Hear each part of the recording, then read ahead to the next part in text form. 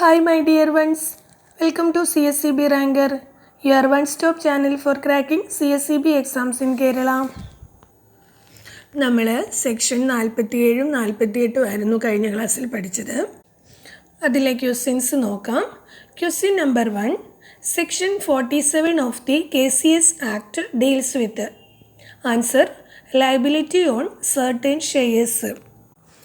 Share എടുക്കുമ്പോൾ അതിനുള്ള ബാധ്യത, അതിനെക്കുറിച്ചാണ് സെക്ഷൻ 47 പറയുന്നത്. ബാധ്യത എന്ന് വെച്ചാൽ നമ്മൾ എങ്ങനെയാണോ എത്രത്തോളമാണോ ഷെയർസ് എടുക്കുന്നത് അതനുസരിച്ചിട്ട് മാത്രമേ ആ എടുക്കുന്നയാൾക്ക് ബാധ്യത ഉണ്ടാവുകയുള്ളൂ. Next question, liability in respect of certain shares shall be limited to dash. Answer the amount paid in respect of such shares. മുകളിൽ പറഞ്ഞ കാര്യം തന്നെയാണ്.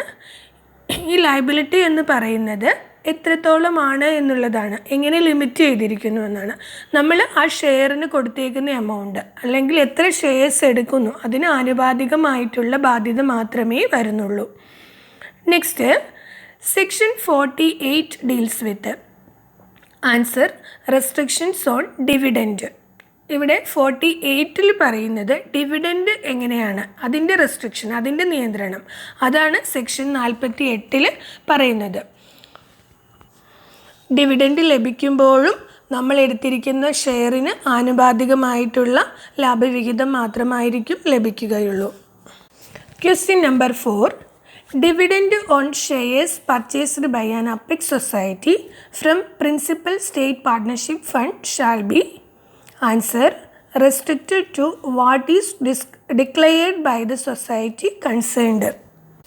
Apex society principal state partnership fund ഉപയോഗിച്ച് മറ്റ് സൊസൈറ്റികളിൽ നിന്നും ഷെയർ പർച്ചേസ് ചെയ്യുമ്പോൾ ലഭിക്കുന്ന ലാഭവിഹിതം അത് എങ്ങനെയാണ് ലഭിക്കുന്നത്?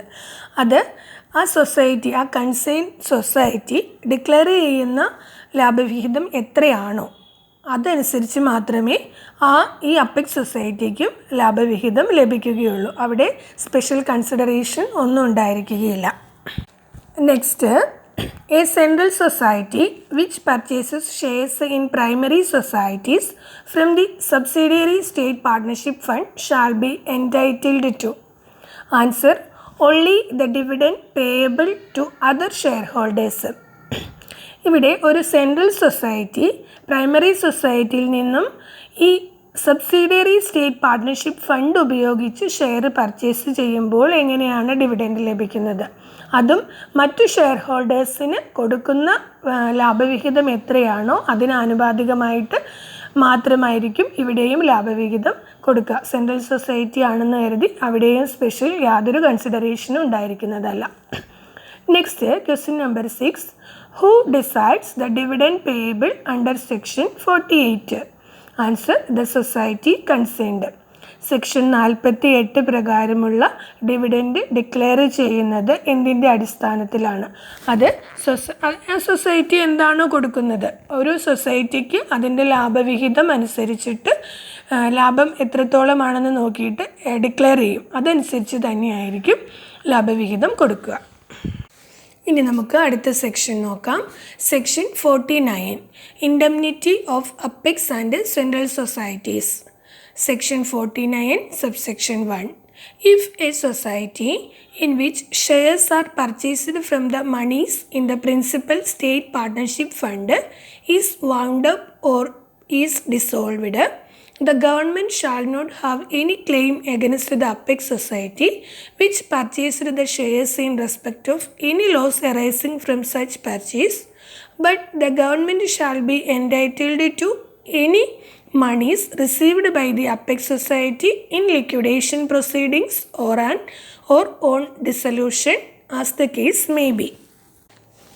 സെക്ഷൻ 49 പറയുന്നത് ഇപ്പോൾ അപ്പെക്സ് സൊസൈറ്റി ആയാലും സെൻട്രൽ സൊസൈറ്റി ആയാലും മറ്റ് സൊസൈറ്റികളിൽ നിന്ന് ഷെയർ എടുത്തു കഴിഞ്ഞാൽ അവർക്ക് ആരോടെങ്കിലും ബാധ്യത, അതായത് നഷ്ടപരിഹാരം കൊടുക്കേണ്ടതായിട്ട് വരുമോ എന്നുള്ളതാണ്. ഈ ഷെയറുകൾ എടുത്ത് സൊസൈറ്റികൾക്ക് എന്തെങ്കിലും സംഭവിച്ചു കഴിഞ്ഞാൽ അതിനുള്ള നഷ്ടപരിഹാരം, ഇവർ ഷെയർ എടുത്തു എന്നതുകൊണ്ട് എന്തെങ്കിലും ബാധ്യത ഉണ്ടാകുമോ അല്ലെങ്കിൽ നഷ്ടപരിഹാരം കൊടുക്കേണ്ടി വരുമോ എന്നുള്ളതാണ്. സെക്ഷൻ 49(1) അപ്പെക്സ് സൊസൈറ്റിയുടെ ഇൻഡെംനിറ്റിയെക്കുറിച്ചാണ് പറയുന്നത്. ഇപ്പോൾ apex society principal state partnership ഫണ്ടിൽ നിന്നുള്ള പണം ഉപയോഗിച്ചിട്ട് മറ്റ് സൊസൈറ്റികളുടെ സെൻട്രൽ സൊസൈറ്റികളുടെയൊക്കെ ഷെയർ വാങ്ങിയിട്ടുണ്ടാകാം. ഇങ്ങനെ വാങ്ങിയിട്ടുള്ള സമയത്ത് ഈ സെൻട്രൽ സൊസൈറ്റിക്ക് അല്ലെങ്കിൽ മറ്റ് സൊസൈറ്റികൾക്ക് അവയിൽ ഏതെങ്കിലും ഒന്ന് ഡിസോൾവ് ആവുകയാണ്, അഥവാ ലിക്വിഡേഷൻ ഇതിലേക്ക് പോവുകയാണ്, അടച്ചുപൂട്ടൽ ആ ഒരു പ്രോസസ്സിലോട്ട് പോയി എന്ന് വന്നു കഴിഞ്ഞാൽ സർക്കാർ അത്തരം സൊസൈറ്റിയുടെ ഷെയർ വാങ്ങിയ അപ്പെക്സ് സൊസൈറ്റിയിൽ നിന്ന് നഷ്ടപരിഹാരമൊന്നും ആവശ്യപ്പെടാൻ പാടില്ല എന്നുള്ളതാണ്. ഇപ്പോൾ ഈ പ്രിൻസിപ്പൽ സ്റ്റേറ്റ് പാർട്ട്ണർഷിപ്പ് ഫണ്ടിലേക്ക് പണം നൽകുന്നത് ഗവൺമെൻറ്റാണ് എന്ന് കരുതിക്കൊണ്ട് ഗവൺമെൻറ്റിന് ഒരിക്കലും അപ്പെക്സ് സൊസൈറ്റിയോട് നഷ്ടപരിഹാരം ആവശ്യപ്പെടാൻ പാടില്ല. എന്നാൽ ഒരു കാര്യമുണ്ട്, ഈ ലിക്വിഡേഷൻ പ്രോസസ്സ്, ഈ നടപടികൾ അത് കഴിഞ്ഞിട്ട് അല്ലെങ്കിൽ ഈ അടച്ചു പൂട്ടുന്ന ഇത് കഴിഞ്ഞ് കഴിയുമ്പോൾ അപ്പെക്സ് സൊസൈറ്റിക്ക് എന്തെങ്കിലും നഷ്ടപരിഹാരം കിട്ടുവാണെന്ന് വെച്ചോളൂ. അപ്പെക്സ് സൊസൈറ്റി എടുത്തേക്കുന്ന ഷെയറിന് ആനുപാതികമായിട്ട് എന്തെങ്കിലും ലഭിക്കുകയാണെങ്കിൽ അത് ഗവൺമെൻറ്റിന് കൈപ്പറ്റാനുള്ള അർഹതയുണ്ട് എന്നുള്ളതാണ്. Next section 49 subsection 2. If a society in which shares are purchased from the money in the subsidiary state partnership fund is wound up or is dissolved, neither the government nor the apex society shall have any claim against the central society which purchased the shares in respect of any loss arising from such purchase. But the apex society shall be entitled to any monies received by the central society in liquidation proceedings or on dissolution, as the case may be, and such monies shall be credited to the principal state partnership fund. Section 49(2) central സൊസൈറ്റിയുടെ ഇൻഡെംനിറ്റിയെക്കുറിച്ചാണ് പറയുന്നത്.